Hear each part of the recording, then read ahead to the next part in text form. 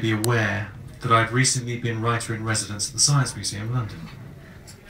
While researching in those parts of the museum's collection held at the Imperial College Library, I came across a number of foolscap pages which had been inserted between the leaves of Volume 1 of the Cyclopedia of Telegraphy and Telephony, published by the American Technical Society in 1911. To my astonishment, these notes, by author unknown, formed an introduction or preface to a hitherto uncatalogued work by the late James Colvin, apparently bearing the title of Terminal Session.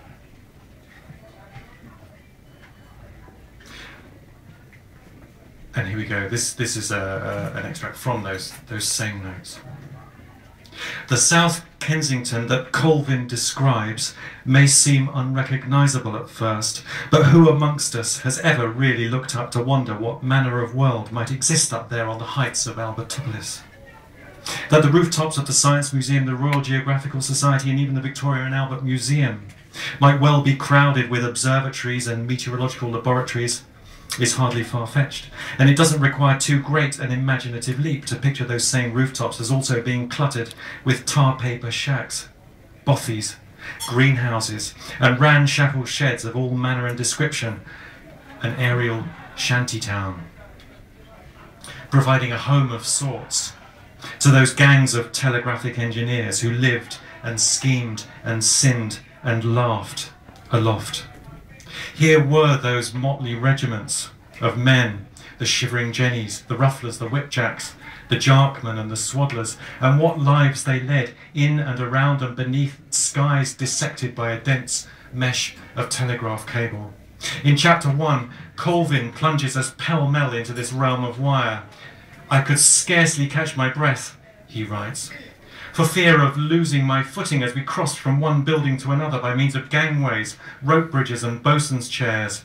Later, after dining aloft on the finest roasted squirrel Hyde Park could offer, I shared a pipe with the schlepper who was acting as my guide, and he told me that one might not only might one walk without impairment for 20 miles and not leave Albertopolis, but one might do so without setting a foot upon the ground or retracing a single step.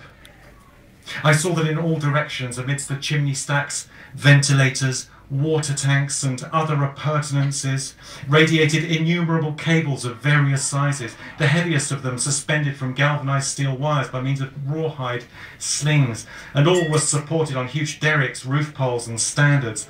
The largest of those was set around and atop the Queen's Tower, and supported some 12,000 cables which terminated there to plunge down into the tunnels beneath.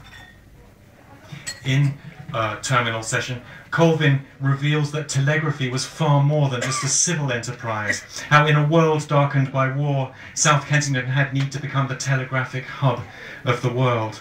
With the museums closed and emptied under the pretext of preserving the national collections, the great halls of the old Science Museum, the infamous Brompton boilers, and the tunnels beneath the Imperial Institute were given over to the creation of a species of listening post. But, as Colvin rather breathlessly tells us on page 56, machine is perhaps too small a word to describe the complex enterprise I saw stretched out before my eyes.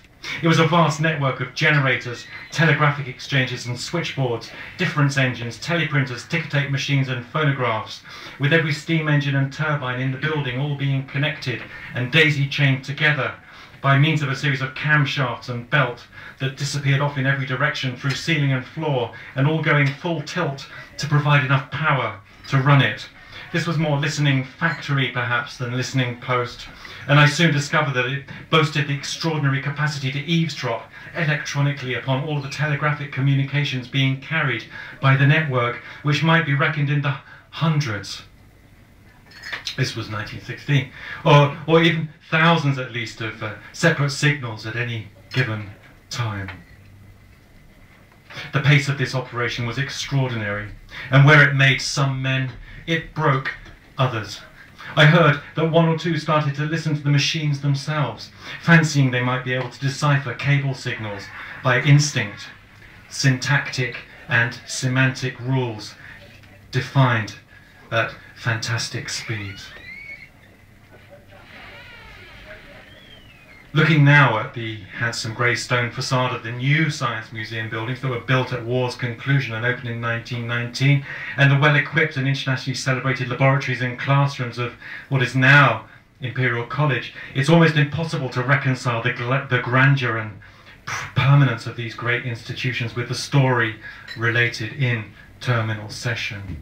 The casual reader, then, may be forgiven for needing to remind himself that, in Colvin's words, the scenes recorded in the following pages are not literature, but history. The actors, not puppets of the imagination, but real men and women. Thank you very much. There's a few more copies here. Thank you.